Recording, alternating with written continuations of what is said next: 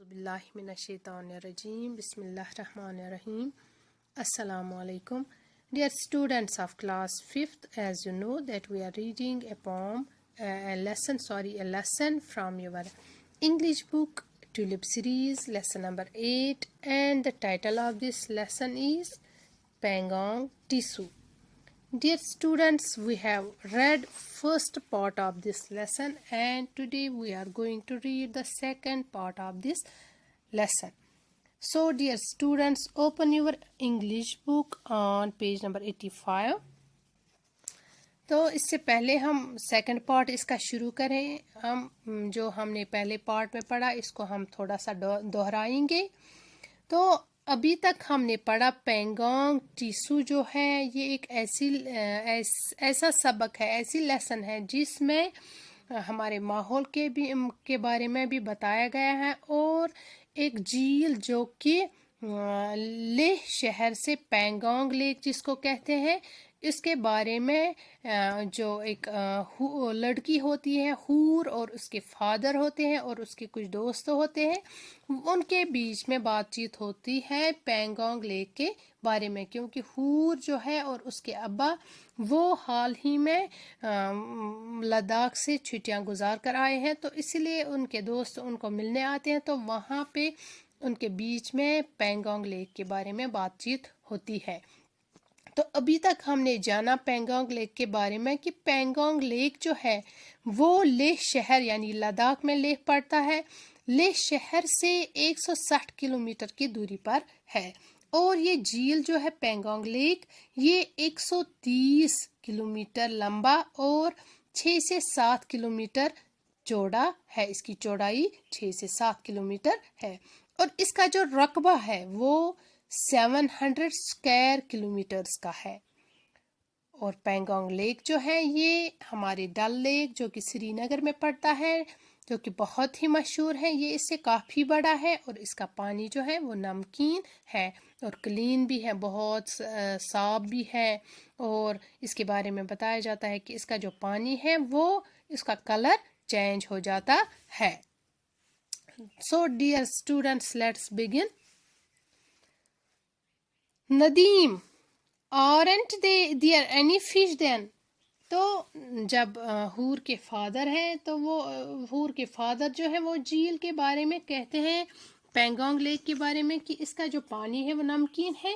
तो नदीम कहते हैं इसमें मछलियाँ नहीं होंगी, इसमें मछलियाँ फिर नहीं होंगी। क्या इसमें मछलियाँ नहीं है? जब ये खारा पानी है तो इसमें मछलियाँ नहीं होंगी। हूर्स father, only some crustaceans. Crustaceans is a new word here which means a water animal. Crustacean is a water animal with a hard shell, जिसको हम उर्दू में कशरी इस बर्ड का नाम है। ये वाटर एनिमल है या हम इसको खोलदार जानवर भी कह सकते हैं। तो हूर के फादर जो है वो कहते हैं कि वहाँ पे सिर्फ कशरी यहाँ पे है। इस पेंगोंग लेक में क्रस्टेशियंस हैं। Crustaceans means a water animal with a hard shell, जिसकी जो जिस्म पर सख्त खोल जिम्मे होते हैं, ऐसा जानवर है जिसको हम उर्दू में कशरी बोलते हैं। तो यहाँ पे हूर के फादर कहते हैं कि वहाँ पे सिर्फ क्रस्टेशियंस हैं। There are many ducks and gulls. तो और क्या कहते हैं, वहाँ पे कुछ डक्स भी हैं, बतख भी हैं, एंड गर्ल्स क्या कौन सा बर्ड है?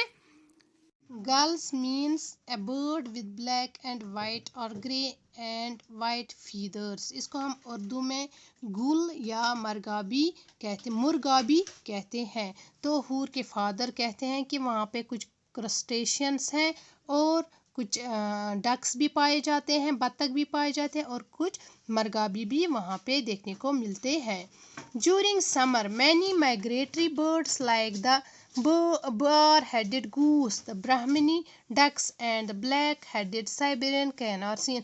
और समर में, गर्मियों में वहाँ पे कुछ माइग्रेटरी बर्ड्स जो है सीजनल बर्ड्स यहाँ पे आते हैं। उनमें से बार हेडेड गूस यानी जिसको हम उर्दू में राजहंस या बार सर सर हंस कहते हैं। और इंग्लिश में ये एक माइग्रेटरी बर्ड है। It's a migratory bird that breeds in central Asia. तो यहाँ पे बार हेडेड गूस यानी राज हंस भी देखने को मिलता है। इसके अलावा ब्राह्मणी डक्स जो है ये एक मेंबर है डक फैमिली का, जिसको हम उर्दू में भी ब्राह्मणी बतख कहते हैं।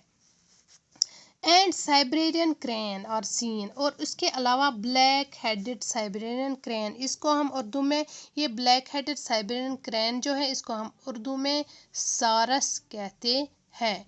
तो ये कुछ बर्ड्स हैं, एक्वेटिक बर्ड्स हैं जो यहाँ पे पैंगोंग लेक में ज्यूरिंग समर में ये पाए जाते हैं, देखने को मिलते हैं। गर्मियों में यहाँ पे ये माइग्रेटरी बर्ड्स देखने को मिलते हैं।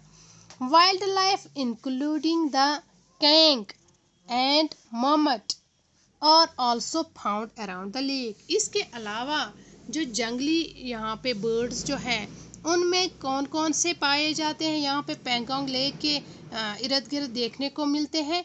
एक है कैंग एक वाइल्ड ऑस है। Wild ass found in Tibet and in Nepal, और ये नॉर्दर्न इंडियन रीजन में लद्दाख में भी पाया जाता है कैंग। तो इसको हम उर्दू में तिब्बती जंगली गद्दा भी कहते हैं या गोर खर भी इसको कहते हैं कैंग को। तो यहाँ पे ये भी देखने को मिलते हैं समर में। ये एक वाइल्ड एनिमल है। And marmot is another another bird here, another animal, wild animal, ये भी यहाँ पे देखने को मिलता है। और मामट जो है ये एक किस्म का स्कैरल होता है, एक गिलहरी होती है। इसको हम खुरमाई भी कहते हैं, मोश खुरमाई। तो ये यहाँ पे समर्स में देखने को मिलते हैं पैंगोंग लेक में। Hoor, papa you told me that Pangong freeze during winter didn't you. तो हूर अपने पापा से कहती है, अपने अबू से कहती है कि आपने मुझे बताया कि पैंगोंग लेक जो है वो सर्दियों में पूरा जम जाता है, क्या आपने नहीं बताया? हूर्स फादर, यस। तो हूर के अबू उसको वापस बोलते हैं, हाँ मैंने आपको बताया कि पैंगोंग लेक जो है वो सर्दियों में जम जाता है। फातिमा, तो फातिमा बोलती है but it is saline water, लेकिन फातिमा बोलती है लेकिन ये तो खारा पानी है, ये तो नमकीन पानी है, फिर क्यों ये जम जाता है? Hoor's father, yes, not only is Pangong the world's highest brackish lake, brackish means salty lake. तो हूर के फादर बोलते हैं ये पैंगोंग लेक जो है ये सिर्फ दुनिया का हाईएस्ट सॉल्टी लेक ही नहीं है, but it also freezes completely in winter. इसके अलावा ये पहले तो पैंगोंग लेक जो है वो वर्ल्ड का हाईएस्ट सॉल्टी लेक है। इसका जो पानी है वो खारा होता है, नमकीन होता है। इसके अलावा ये विंटर्स में पूरा जम जाता है। ये पैंगोंग लेक को दूसरे बाकी लेक से अलग कर देता है। इसकी एक यूनिक खासियत ये है कि ये सर्दियों में पूरा जम जाता है और इसका पानी जो है वो ब्रैकिश है, ये खारा है, नमकीन है, सेलाइन है इसका water. The temperature drops down to -30 Celsius, और इसका जो टेम्परेचर है सर्दियों में वो कितना गिर जाता है? -30 हो जाता है। That is why it freezes completely in winter. तो इसीलिए ये इसका पानी जो है ये पूरा जम जाता है सर्दियों में। Hoor's father, Ladakh is a high altitude place, Ladakh एक ऐसी जगह है जो बहुत ही ऊंचाई पर है। Pangong is 14,256 feet above sea level, while Kashmir is 6,000 feet above sea level. Ladakh जो है वो बहुत ही ऊंचाई पे एक ऊंचाई वाला मुकाम है, एक ऐसी जगह है जो बहुत ऊंचाई पर है, जो कि सतह समंदर से, ये झील जो है सतह समंदर से 14,256 फीट सतह समंदर की ऊंचाई पर है। और दैट्स वाई इसका पानी जो है वो सर्दियों में जम जाता है। जबकि कश्मीर जो है, कश्मीर कितना कितना सतह समंदर से कितना ऊंचा है, वो सिर्फ 6000 फीट सतह समंदर की ऊंचाई पर है। लेकिन लद्दाख जो है ये 14,256 फीट सतह समंदर की ऊंचाई पर है। नदीम, तो नदीम कहता है Where does its water come from? तो नदीम कहता है इसका जो पानी है वो कहाँ से आता है। पेंगोंग लेक जो है इसका पानी कहाँ से आता है। Hoor's father, you know part of Pangong is in China. तो हूर के फादर बोलते हैं आपको पता है कि पेंगोंग जो है, पेंगोंग लेक, इसका आधा हिस्सा जो है वो चाइना में है। और that's why civilians are allowed to go only 7 kilometers from the lake's head in Ladakh। और जिसकी वजह से, क्योंकि इस झील का कुछ हिस्सा चाइना में भी है, जिसकी वजह से आवाम जो है लोगों को सिर्फ 7 किलोमीटर ही तक जाने की इजाज़त होती है, उसके अलावा नहीं जा सकती, क्योंकि वो बाकी हिस्सा जो है पेंगोंग लेक का वो चाइना में पड़ता है।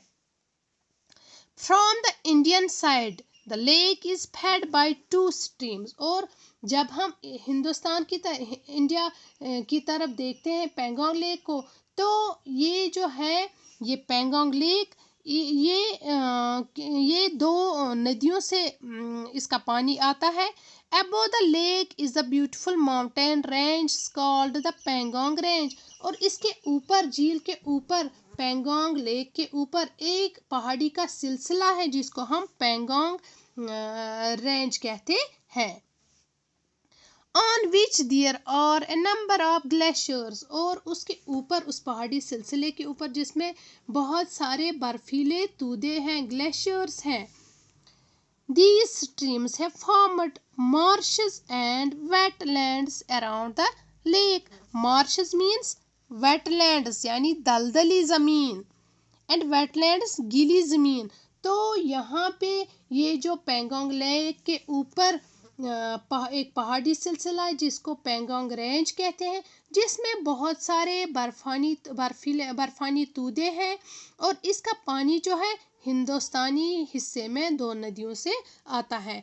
और इसके गिरद जो है एक दलदली ज़मीन है और गीली ज़मीन है। इन 2 स्ट्रीम्स जो है ये जिनसे ये पानी निकलता है, और इन स्ट्रीम्स जो है इनके इर्द गिर्द जो है ये कैसे बनी है, ये बर्फीली तूदे जो है, इसमें गीली दलदली ज़मीन है और गीली ज़मीन है। इन 2 स्ट्रीम्स के इर्द गिर्द दलदलियाँ हैं और गीली ज़मीन है। तो बच्चों आज के लिए इतना ही। मुझे उम्मीद है आप सब बच्चों को ये जो आज हमने पढ़ा ये अच्छे से समझा होगा, और जो इसमें कुछ नए वर्ड्स आए थे, न्यू वर्ड्स आए थे, मुझे उम्मीद है आप सब बच्चों ने इनको अच्छे से समझा होगा। इनके जो माने मैंने बताए आपने इनको अच्छे से समझा होगा। इंशाल्लाह इसका अगला जो पार्ट है वो हम कल पढ़ेंगे। अस्सलाम वालेकुम।